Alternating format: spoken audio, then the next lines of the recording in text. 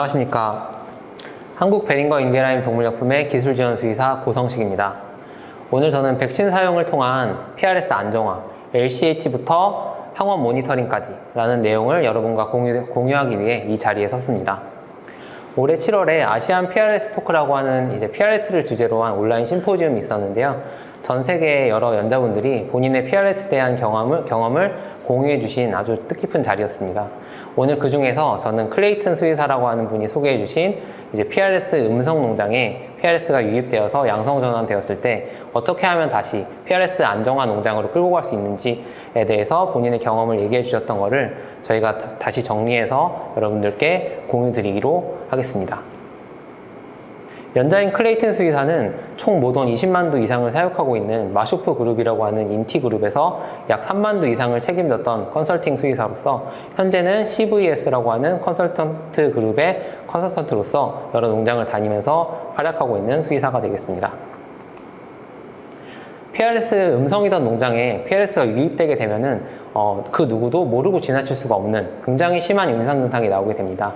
그 농장이 다행히 평소에 모니터링을 꾸준히 진행했던 농장이라서 선제적으로 PRS 항원이 유입됐다는 것을 알게 되었다면은 최대한 빠르게 안정화를 진행을 하면 되고요. 만약에 평소에 모니터링을 진행을 하지 않아서 임상 증상을 통해서 먼저 알게 되었다면은 이 임상 증상이 PRS 때문에 온 것이 맞는지를 빨리 빠른 실험실 테스트를 통해 증명을 하고 그 이후에 빠르게 PRS 안정화로 돌입하는 것이 맞다고 하겠습니다.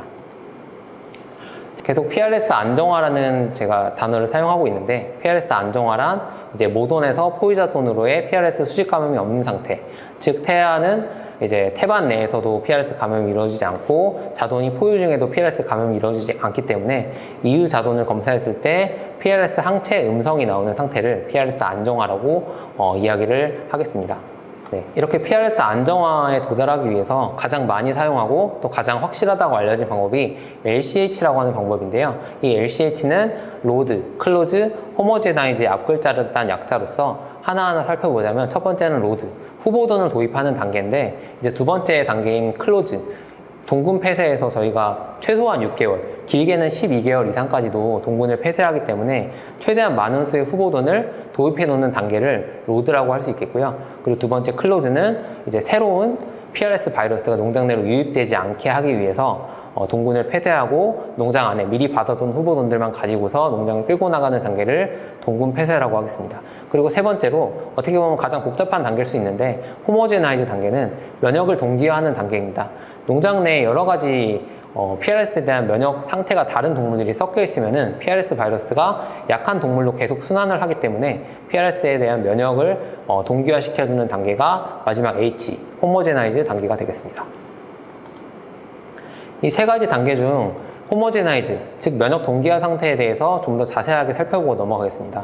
이 그림을 보시면은 이것은 사람에 대해서 묘사된 그림인데 쉽게 생각하시면 코로나 바이러스 지금의 상황에 대해서 좀 상상을 해보시면 쉬울 것 같습니다.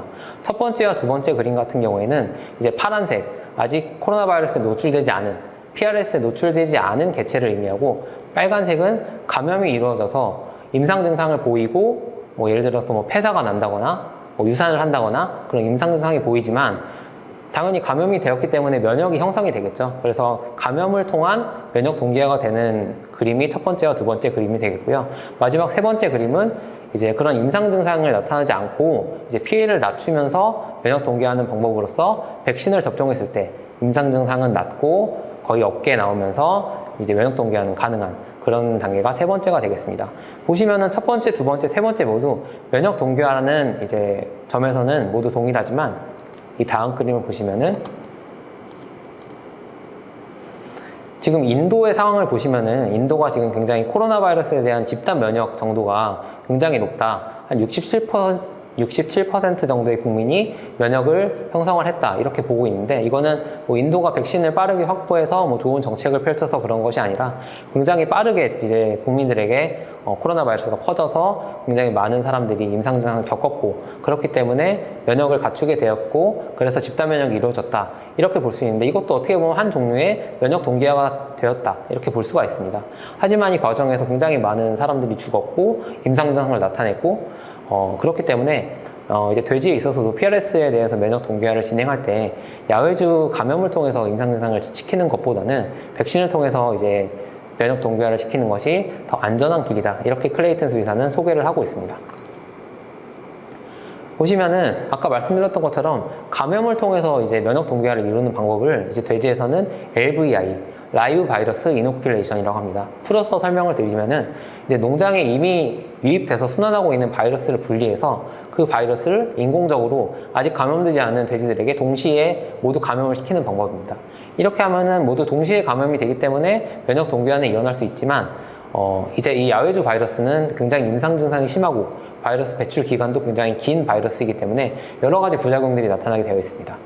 이제 클레이튼 수의사가 소개한 가장 큰 문제점 같은 경우에는 저희가 이제 동군 폐쇄를 굉장히 긴 기간 동안 하기 위해서 많은 수의 후보돈들을 이제 들여놔 있는 상태인데 특히 이제 특정 주에 교배에 들어가기 위해서 굉장히 다양한 연령의 후보돈이 농장에 들어가 있는 상태인데 이 후보돈이 저희가 예상한 교배 일령에 도달하지 못하고 어떤 것들은 빠르게 살이 찌고 어떤 것들은 PRS 임상 증상이 강하게 와서 살이 굉장히 늦게 찌고 이렇게 되기 때문에 그 주에 적절한 교배 복수를 맞추는데 굉장히 큰 어려움을 겪었다고 합니다.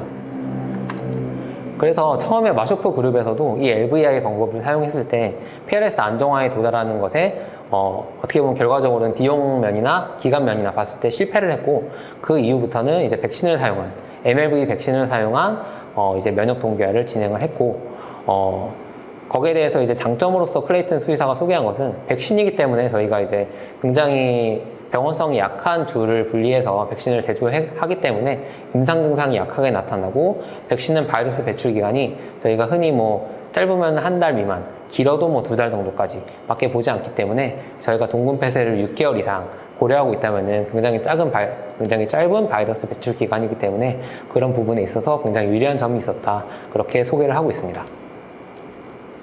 이렇게 저희가 이제 후보돈을 들여오고 동군 폐쇄를 개시하고 그리고 면역 동기화, 백신을 2회 접종해서 면역 동기화가 어느 정도 이루어졌다 판단이 되고 나면은 그 이후에는 이제 내부 차단 방역을 철저히 함으로써 농장 내에서 돼지들 간에 PRS 수평 감염 그리고 수직 감염이 없도록 이제 끌고 가면서 관찰하는 것이 중요한데요. 이 내부 차단 방역에 대한 프로토콜을 저희가 흔히 맥레벨이라고 많이들 들어보셨을 겁니다.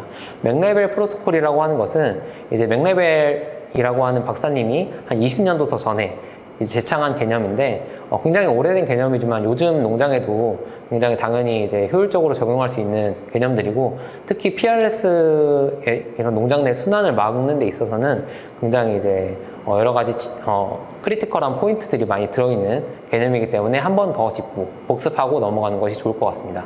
먼저 첫 번째 이제 맥레벨에서 강조하고 있는 포인트는 양자 보내기를 최소화하는 것입니다. 이제 저희가 다산성 오돈이 많이 보급되면서 양자를 보내게 되는 경우들이 과거에 비해서 굉장히 늘어난 것이 사실입니다. 일단은 자돈 숫자가 많이 늘어났기 때문에 대리모를 사용하는 경우도 많아지고 또 올림양자, 내림양자 굉장히 복잡한 방법들을 통해서 양자 보내기가 활성화되어 있는데 물론 이런 것들이 생산성 향상에 도움이 될 수 있겠지만 PRS라고 하는 전염성이 굉장히 높은 질병 컨트롤에 있어서는 굉장히 악영향으로 작용할 수 있다는 거죠. 그래서 이제 맥레벨에서 이야기하는 양자 보내기는 첫 생후 24시간 동안에만 이제 너무 복간의 자돈 숫자가 다른 경우에 이제 복간 자돈수 맞춰주기, 자돈 고르기만 끝내주고 그 이후에 24시간 이후에는 어떠한 경우에도 양자 보내기를 허용하지 않는 그런 것이 첫 번째 포인트가 되겠고요.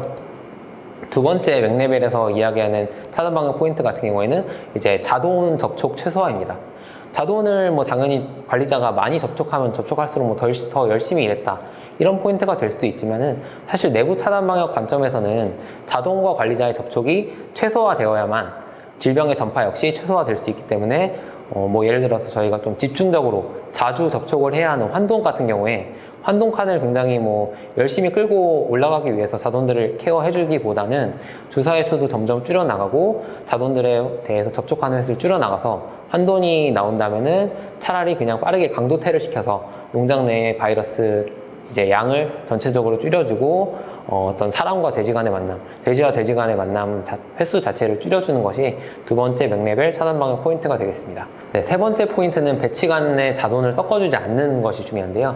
왜냐면은 배치 간 돼지를 올리고 내리고 자돈들을 그렇게 하는 것은 생산성을 올리기 위해서는 어쩔 수 없이 할 수밖에 없는 부분들이거든요. 왜냐면은 아무리 돼지를 잘 키운다고 해도 같은 배지간 자동 간에 크기 차이가 날 수밖에 없고, 어느 정도는 큰 돼지들을 앞배지로 이제 형들에게 빨리 올려주고, 이제 작은 돼지들은 동생들에게 보내주는 방법을 많이 사용하시는데, 사실 차단 방역적인 입장에서는 이런 것들이 그 돼지만 가는 게 아니라 그 돼지가 질병을 가지고 이제 움직이기 때문에 앞뒤 배지간 이제 수직 전파, 수평 전파 이런 것들이 굉장히 심하게 일어날 수 있어서 이 부분들에 대해서 철저하게 좀 금지하고, 좀 크기 차이가 나는 돼지들이 섞여 있다고 하더라도 한 번에 좀 끌고 가는 것이 좀 차단 방역 입장에서는 굉장히 중요한 포인트가 되겠습니다.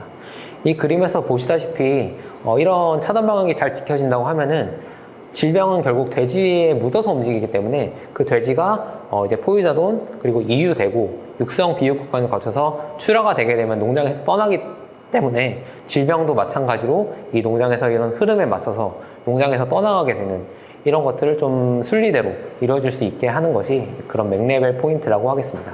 그리고 마지막으로 뭐 기타 여러 가지 사항들을 살펴보자면은 뭐 PED 같은 거 예방을 위해서 저희가 뭐 큰 돼지의 장을 갈아서 모돈에게 먹인다거나 아니면 자돈에게 노출시킨다거나 뭐 그런 것들을 하는데, 이런 피드백이 뭐 저희가 원하는 균이나 원하는 바이러스뿐만 아니라 PRS 바이러스도 당연히 같이 움직일 수 있는 부분이기 때문에 이런 것들을 좀 즉시 중단을 해주셔야 되고요.